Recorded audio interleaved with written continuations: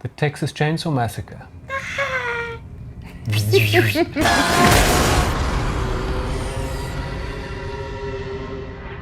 2022. Sure. Almost 50 years after the original. Yo. They had a remake. Like we said, I was quite surprised when I saw this popping up. It was quite unexpected and sudden. Where to begin? It's quite expected to be a divisive movie because you have this fan base of the original. Yeah. Quite a hardcore. A rabid fan base. Yes. And they already did a remake. What's the guy's name? The Transformers guy? Oh, why do I always forget his name? Oh, the guy with the nose. No, the director. Oh. The guy with the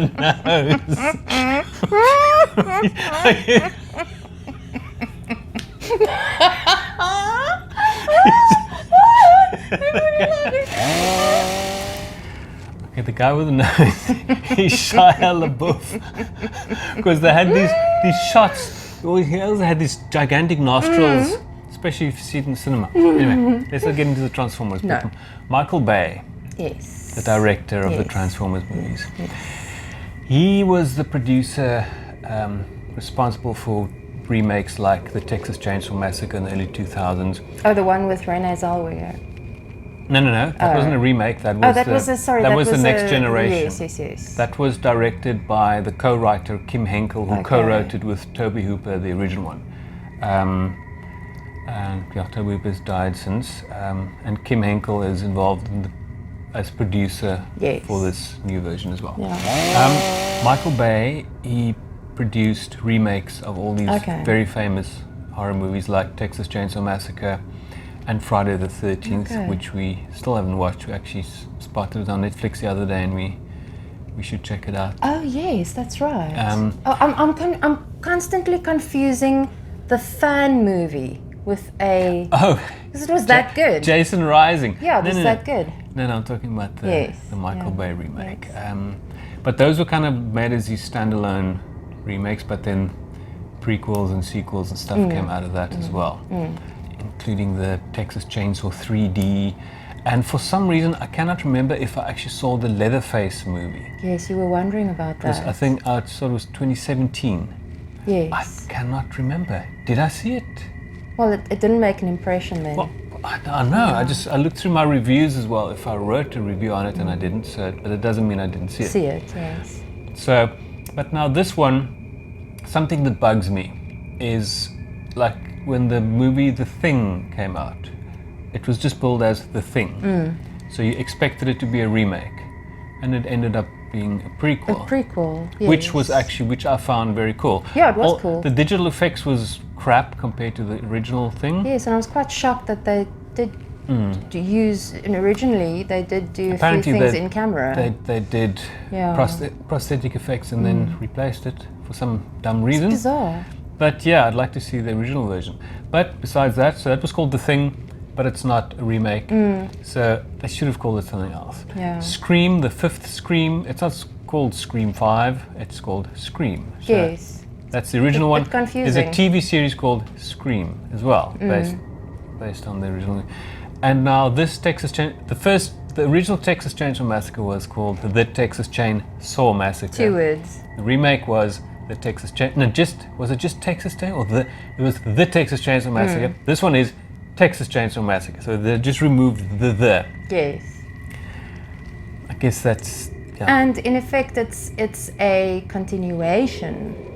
Yeah. Yes. It's but now also the thing with It's not a remake. The original movie, it's quite a brutal movie. It's intense. It is because it's so gritty and realistic. It's it's still after all these years. It's quite hectic. It was an upset. I remember I found it very disturbing the first time I saw it. But at some stage we'll do a review on that as well. I've never been a fan of the genre. I've never been a fan of The it. chainsaw genre? No, it falls within, I would imagine, the slasher. To an extent, yeah. But you know, it was just for its time. It was just so intense that it really made its mark. And also because guess- they didn't actually use, like we said the other day, like there's not a lot of gratuitous yeah, it's all suggested. suggested, yeah. And but now this version, you know, what I was thinking about as well is, you know, that's basically, I remember I saw somewhere that Toby Hooper said that the movie is about meat, the original one, and he was actually vegetarian during the making of the movie. So yes, but I think the movie is just about bad luck. I love a bad Because luck. you know, these kids take their van to Texas in the original one. They pick up this guy, this hitchhiker. They end up at this house and they flip, and it's a cannibal family, and they get Yes. completely destroyed, except for the one girl that gets away in the end. Yes. If you haven't seen the original Texas Chainsaw Massacre, spoiler alert, Yes. But One- what's wrong one girl with you? you should know by now the final girl scenario. There's always a survivor. Yeah. Come on. But now, you know, it's a case of people are fucking terrible. They do terrible things for whatever reason, and you just happen to accidentally cross paths at the wrong place at the wrong And time. you can also argue that Leatherface is the way he is because he was sort of forced to slaughter cattle. Maybe Possibly. he was a sensitive guy, and But I think he might be a bit dim. I don't know. It's no, he's not completely there. sort of mentally challenged. Yeah. Which came more to the fore in this movie. Yeah. And also, I think Texas, America, Texas, that is, to most people, that is like, if you think of America, you think of Texas. Cowboys. And America is just so, especially today now, they've just become so polarized and factionalized against each other, which, you know, besides school shootings, something that will come up when we talk about this movie as well. And it's like this kind of people from the city, they see people from the Midwest and down south. Yeah, they see like the movie Deliverance, Yes. all these kind of movies. It's sort Yeah. of, it's always like these weirdos. Yes, like the very sort of country bumpkins, the like very Yeah. rural people. So these city folks encounter these I strange. guess you get that everywhere though. Yeah. Yeah. But now, you know, these movies kind of bring this a wrong turn. Those movies was pretty Yes. much a Yes. Texas Chainsaw Massacre premise. Strange country folk and city folk kind of clashing with them. I mean, you understand if you are from more of a rural setting like I am. I mean, you were in a suburb, you weren't in a freaking... No, but I mean, like, it's more Stellenbosch, Somerset West, that's more like farmy area. Yeah, well, there are farms outside, but it's still very Yeah, but it does change. metropolitan and- It's not like the city. No, it's small town. I mean, You can we look- thought Goodwood was bright lights, big city. you can look at it as small town. It's hardly rural, but Yeah, but small besides town. that, so now in this movie, I think that is also sort of that premise in the extreme, where these kind of like gentrifiers come to this town to Yes. to kind of, they buy it up and want to turn it into this cool place. And it's like with all good intentions. There's no negative intentions. Yeah, and I think there. you were on our our trailer reaction. I think you were maybe a bit harsh on old Curly Sue. She wasn't so bad. No, in she the was end. brilliant. She was brilliant. Shame. I mean, I'm sure she's a very sweet girl, but the Curly Sue girl, I don't like. What was she in before? She looks kind of No, familiar. I don't know. But now, yeah, so these kind of influencers come to this town now to jack it up. Yeah, to invest blow new life into And again, it. it's their bad luck that they chose this town. It is very well. Where We're not Leatherface gonna. happens Yes, to we're live. not gonna give the story away, but it is truly unfortunate luck if you think about Yeah. it. And also, to a great extent, in the original Texas Chainsaw Massacre, it's a matter of I guess they kind of really, they're sort of sadistic and enjoy killing people, but it's food at the end of the day for them. They're cannibals and they eat these people they kill. Yes. But in this one, it is very much just a case of revenge. Oh, full on, completely. Like total primal revenge. Yes. We won't say how and why, but Leatherface happens to be living in this little town which is now kind of, it's pretty much closed down, and these guys are now coming to resuscitate it, and something happens which has him flip out. I must be honest. I must be very honest. This is probably one of the first movies where I wished he would bloody well just get them at the end. But that's kind of what it usually is. Like I was saying, I didn't articulate it as well in our trailer, in our little trailer reaction, where we was talking about this sort of, if it's these I guess these millennials or Zers, we didn't actually get into what these guys are. These are definitely millennials. They're a bit older. They can't be Zs. No. So what I was trying to say was that the Generation X's post-boomers, fans of the original Texas Chainsaw Massacre, they probably, a lot of them relish these guys getting it as they do in this movie. Yes. Factions, like I was saying, never mind factions within America, you have your generational factions, which is so stupid. Never mind the fact that I've never ever seen such resilient people. I have to say, one thing that really bugged me about this movie, people are going to get killed this way and that way. Yes. But almost every single person that gets it have some resuscitatory moment. Like the second breaths are unbelievable. And when you think that they're actually almost chopped in half, some of them, they still get up. Yeah. But let's not... fantastic kills. Yeah, there was some. Yeah. There was actually one that was quite an original one where Leatherface snaps someone's wrist and stabs him with the piece of bone. It was quite intense. Interesting. There's some brutal flipping scenes in this movie. People getting chainsawed in half and slopping down the side of the bus. Yes, it's crazy that me. I'm just speaking for myself now. That I've become so desensitized that it didn't really. But I won't say that it didn't bother me, but it was watchable. But that's what's happened. It's like it's extreme music. The frequencies, the studio techniques, the effects. You can only do that much. Yes. It has reached this stage where it's just the most intense, brutal metal is. It's like it can't really go beyond. Now, when it comes to movies, what is now the next step? If it's like a snuff movie. You know what I'm saying? Yes, yeah. So the makeup effects are so bloody and gory and hectic and well done. They're brilliant. Every single slasher movie, it kind of boils down to, it's a cheap thrill, people watching people get killed. You don't want to kill people for real. It's just fun watching stupid shit like that. And it's a case of writers and directors need to get some interesting new ways for people to get killed by a crazy killer. That's why we all watched Final Destination. Yeah, and those were the Saw movies. That was just great set pieces of crazy fucking. The Saw is where I actually draw the line, because those I can't watch. The Saw movies. Why? It is just. At least these folks in this movie is not endearing. But they're just regular people. They're assholes, but do you deserve to die? No, but what I mean is the writer they don't work hard enough to endear these people to the viewer. Whereas in Saw, which is probably a better quality movie, there's much more of a character development of the individual people, so that you feel sort of more sorry for them. Well, there's one character that they do that with, is the one character, Curly Sue's, we keep calling her Curly Sue.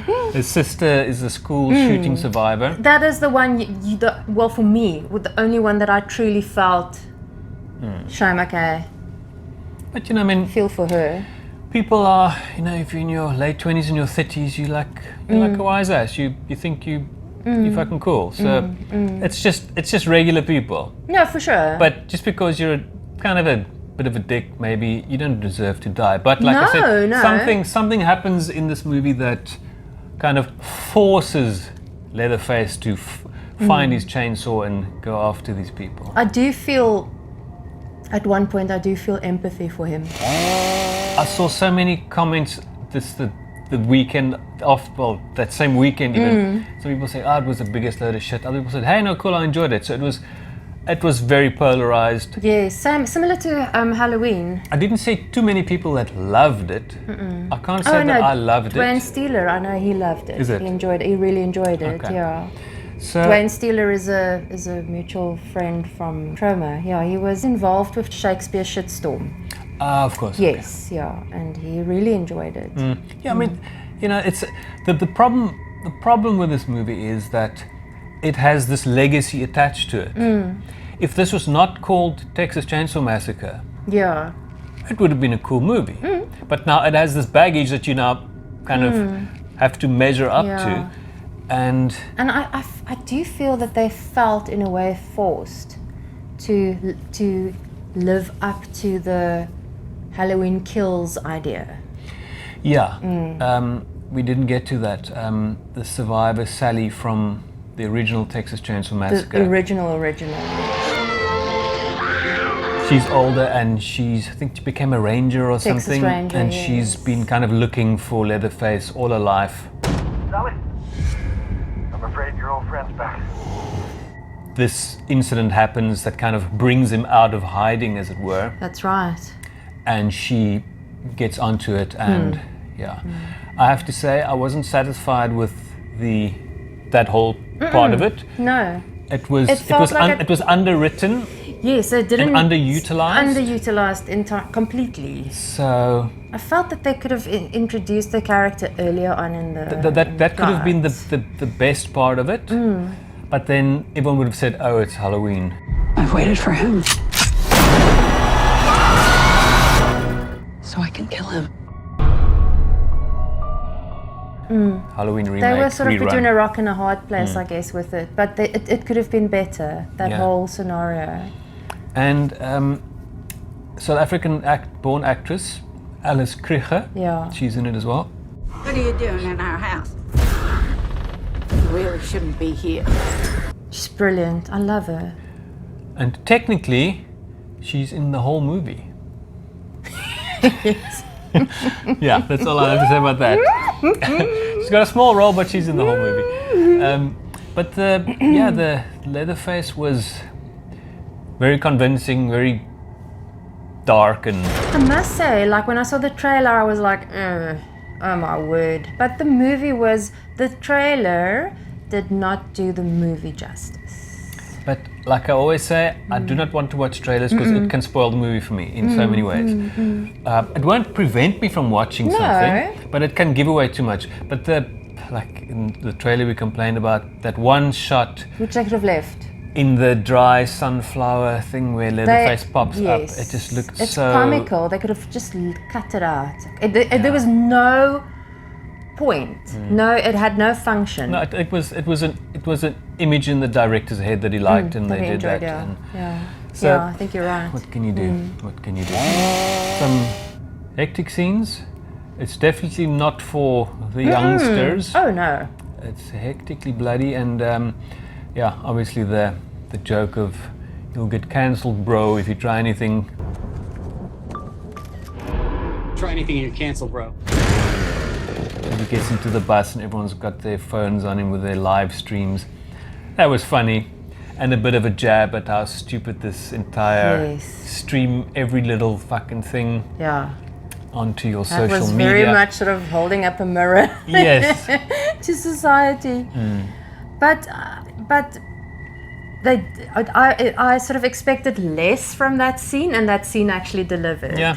Yes. No, that bus massacre was quite brilliant. crazy. Yeah. But was it necessary to make the movie? No. I don't think so. I really don't think so. Commercially, yes, I guess, in terms of making money with the franchise. Oh, of course, yeah. But also it's also a case of if Netflix has so much bucks, they can throw anything at anything, and if no one watches it, it doesn't matter. They'll just It's content. make something else. Yes. So it feels a bit like it's just part of that sausage that gets fed. Very much. But I don't know what else they can. If you had to think now story-wise, what else could you now really do with this story? No, I think in terms of the story, what they came up with was I won't say plausible, but it was a decent. The one thing that really bothered me was how lazy the writers were. I won't say they were lazy. Oh man, It's just that they, yeah, I don't know. there's a few holes for me. No, for Yeah, I mean, it's unnecessary. the original Texas Chainsaw Massacre is not without its faults or its dodgy bits, but it's you know, it's a cult movie that you can't really badmouth it because of its stature. And you most certainly can't recreate it in any way, shape, or form to the point where it's as gritty and cult-like as the original. No, I mean, everything else seems manicured and polished next to it. Yeah, that remake, I thought it was going to be too polished, but that had a cool kind of dark tone to it. It did. Yeah. But now I don't know where else they can go with this story. If they're going to, fans will probably like the post-credits shot. No, they definitely left it open. I mean, that's always the case. Yeah. Never mind the fact that, just like Michael Myers, don't know how many times he gets shot and chopped in these two. Yeah, but we've had that two new discussion. versions. But I'm saying, and it's the same with this thing. Yeah. Do you really think Leatherface is going to stay down if he gets shot and? Yeah, because I mean, he was really like they went to town on him. Talking about Michael Myers now. No, I'm talking about Leatherface. And Michael Myers even more so when everyone got him in the street. Yes. Like, hey, the parallels are real, but hey, I don't know. It's as a whole, I don't think it was a bad movie. I think its main problem was some of those elements, like the Sally character, that got underutilized, and the fact that it is attached to such a cult movie. They're big shoes to fill, for sure. So score-wise, I would, it's better than average movie. So I will give it. I would want to give it a 5, but I'd give it a 6. I'm gonna give it a 5. Okay, so it's a 5.5. Yeah, that seems fair. It's not a terrible movie. It's not a great movie. It could have been a Blumhouse movie. It's that generic. Well, Blumhouse movies aren't all generic. No, but They've got some very no, for unique sure. movies. This is probably. You talking about those? I'm not talking about the proper Blumhouse, but I'm talking about those Amazon straight-to-TV movies. Yes, I'm talking about those. Some of those are also good. So no, I'm not throwing Blumhouse under the bus. All I'm saying is it feels like and you have all said. the Blumhouse fans swearing at you. No, you'll see like you said earlier, it feels too much of like the sausage machine. It's a passable movie. It was entertaining. We didn't want to switch it off. No. We didn't get bored. Wanted to watch it till the end. And coming up, or check this out, didn't pop up, so I knew there'd be something after the credits, so I sat through the credits to look at that. Yeah, okay. We'll see where that goes, if it goes. I'm just glad that they didn't turn it into a series, because initially when I saw it's a Netflix thing, I thought it was going to be a series. There's not enough for a series, no, definitely. But I think we'll have to go back before we before we do our original Texas Chainsaw review. Maybe go through all of them again and do a whole batch. Yes. If you haven't subscribed yet, please do. What's wrong with you? It's so easy. Just go there, done. And that'll also be nice. Thank you very much. And comment. Yeah. We love the comments. Yes. We don't get enough, so keep doing it, please. Yes. And to our supporters, thank you. Yes, you know you are. Yes. We will see you next time. Bye. Ciao.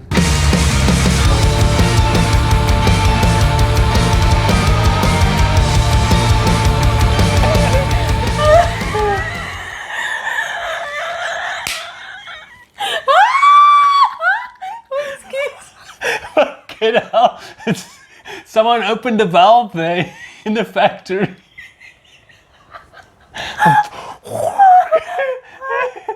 Don't cry, your makeup's gonna run.